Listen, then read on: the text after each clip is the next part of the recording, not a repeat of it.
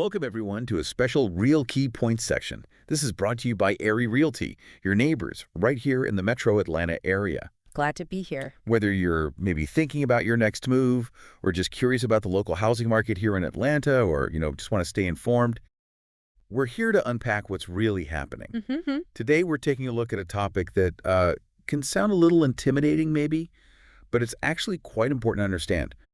Short sales.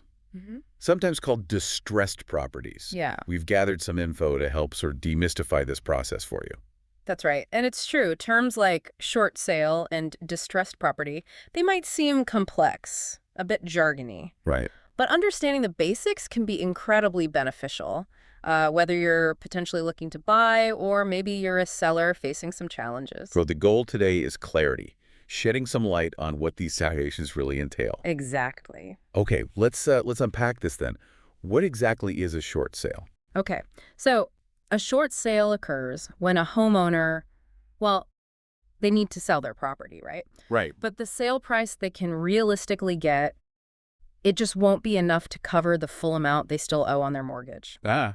Plus, any other costs tied to the sale, like closing costs and agent commissions. So they're short on the money needed to pay off the loan. Precisely. The homeowner then needs to get permission, specific approval from their lender, their bank, to sell the property for less than the total amount they owe. Okay, so here's the obvious question then. Why would a lender ever agree to this? I mean, it sounds like they'd just be losing money.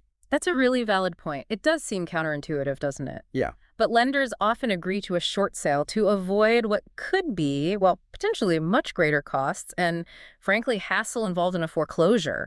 Foreclosure. Okay. Yeah, foreclosure can be a really lengthy, expensive legal process. And then the lender might end up owning a vacant property. Which they don't want. Right. Those can be difficult and costly to maintain and sell. So you see, a short sale can actually be a way for the lender to mitigate their losses, cut their losses, basically. So it's like the lesser of two evils for the bank. So you could put it that way, yeah. Yeah. It's a calculation on their end. Okay, so here's where it gets really interesting, especially if you're maybe looking to buy a home right now. What are some key things potential buyers should know about short sales? Right, for buyers, I'd say one of the most important things to understand, really internalize, is that the process, it can take longer, sometimes significantly longer than a typical real estate transaction. Longer? How much longer are we talking? Well, it varies a lot. Because the lender, the bank, needs to approve the sale price and the terms, there can be extra layers of review, negotiation, back and forth. Okay. This means patience is absolutely key. If you need to move quickly, a short sale is probably not the right fit for you. So definitely not a quick flip or anything like that. Patience is the word. What else should buyers be aware of? Well, it's also really important for buyers to do their due diligence. I mean, that's always important, right? Always. But maybe even more so here. Research the property thoroughly. Get inspections, definitely get inspections. Oh, yeah. Keep in mind that properties being sold as short sales, they might have some deferred maintenance. The previous owners, they might have been facing financial difficulties. Right? Yeah, so repairs might have been put off. Exactly. So plumbing, roof, HVAC, things might need attention. Buyers need to factor potential repair costs into their budget and decision. It's often sold as a sess. That makes a lot of sense. You need to go in with your eyes wide open.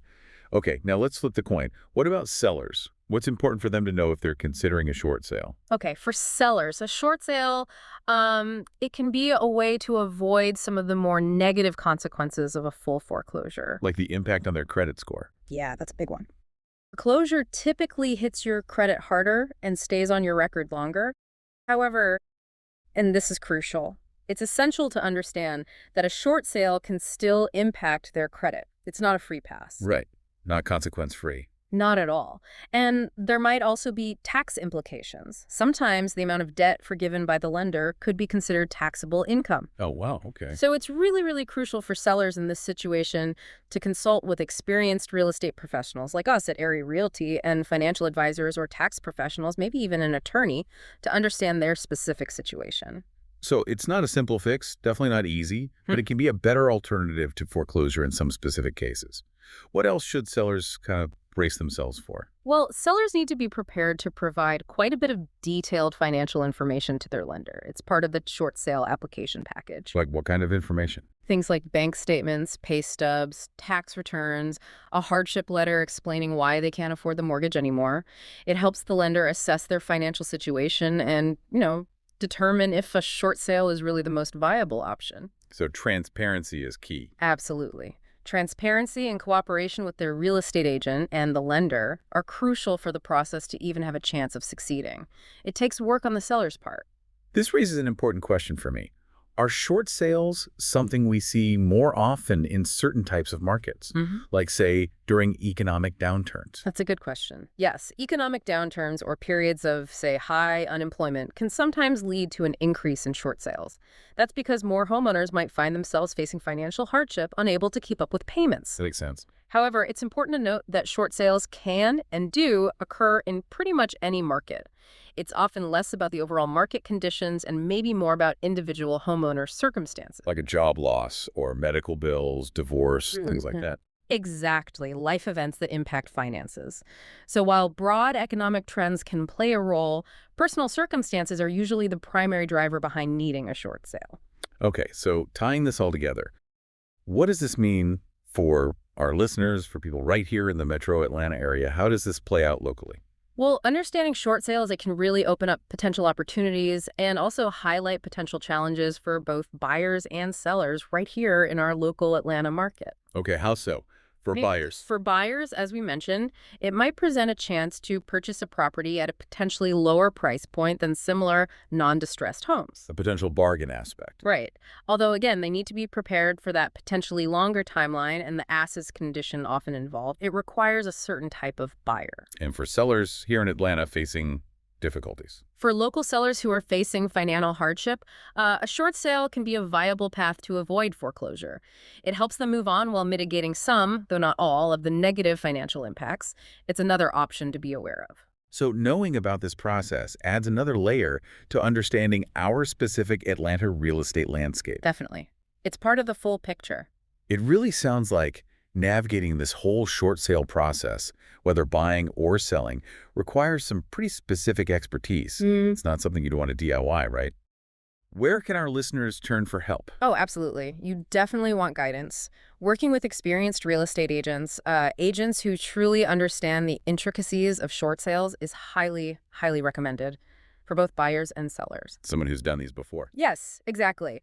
Experience matters a lot here. They can help navigate the complexities of the lender negotiations, the paperwork, the timelines, and really advocate for their clients' best interests. Makes sense. And as I mentioned before, seeking advice from qualified financial advisors and perhaps legal professionals can also be really beneficial, especially for sellers, to understand all the potential consequences. So get a good team around you. That's the best approach. Don't try to go it alone. This has been incredibly insightful, really helpful, I think. It's clear that while short sales and, distressed properties might have their complexities, understanding the fundamentals can really empower you to make informed decisions in the real estate market. Indeed, I agree. Whether you're actively looking to buy or sell right now, or maybe just want to be knowledgeable about the local market here in Atlanta, understanding these types of processes is it's a valuable asset, adds to your toolkit. Absolutely. So if you have any questions about short sales, distressed properties, or really any other real estate needs here in the metro Atlanta area, please don't hesitate to reach out to the experts at Erie Realty. We're here to help. You can call us directly at 678-775-8108.